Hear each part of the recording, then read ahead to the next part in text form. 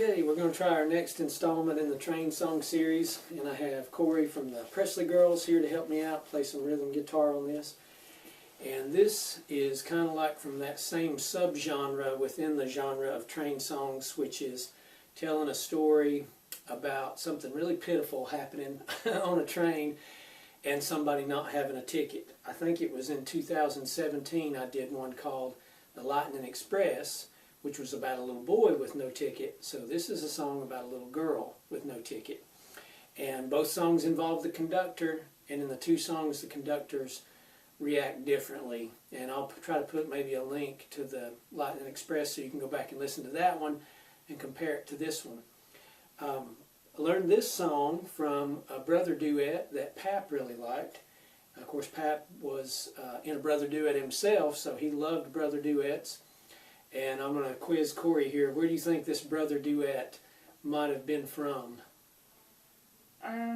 Odds are, what would you guess? Somewhere in North Carolina. Okay, somewhere in the South, right? Georgia, Kentucky, Tennessee, North Carolina, whatever.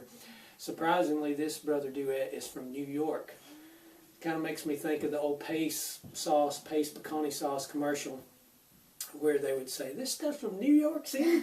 Or this stuff made New York City. New York City. And kind of freak out over it.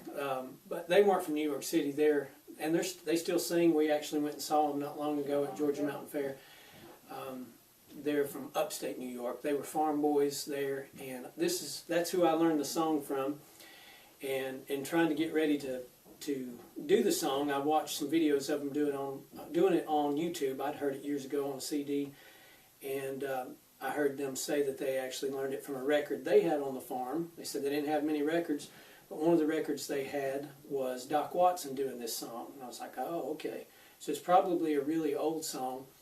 I went and listened to Doc's version of it, and I was just sharing with Corey before we started the camera here that in Doc's version, there's a lot more verses, and it's just even more sad. There's a verse about a brother and what's wrong with the brother, the verse about the mom and what's wrong with the mom. So the Gibson brothers at least spared everybody and kept it to just a verse about the little girl and her daddy, which was sad enough. But there are more verses, and you can go hear the whole thing. You can find it on YouTube. And I always liked the guitar picking in the Gibson brothers recording of it. It's very elaborate. I feel like a lot of notes in it when you're really just talking about a 3-chord song, but just tons of notes crammed in there. And I usually don't try to do this, but I'm going to try to pick it as close as I can to the way he picked it. Normally I don't. I try to just do my own thing and steer away from what somebody else did, but I liked it so much I'm going to try to do a close approximation to the way he played it. And then when I saw the video where they mentioned Doc Watson, I was like, oh, okay, that's where he's gotten all that fancy picking from. He's learned it from Doc. But I was surprised when I went and listened to Doc's version. It's very basic, very simple, and it's in a different different chord position. So he definitely didn't get the picking from Doc. This is probably just what he came up with on his own. So we're going to do it in the same key they did, which is the key of A. And hopefully I won't get tangled up in all these guitar notes. I only have to play it twice if I can make it through. We'll see.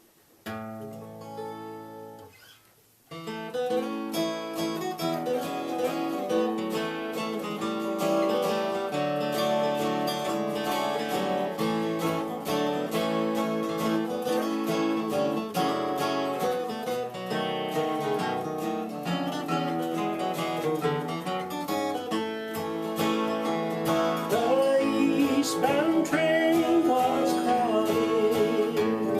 One cold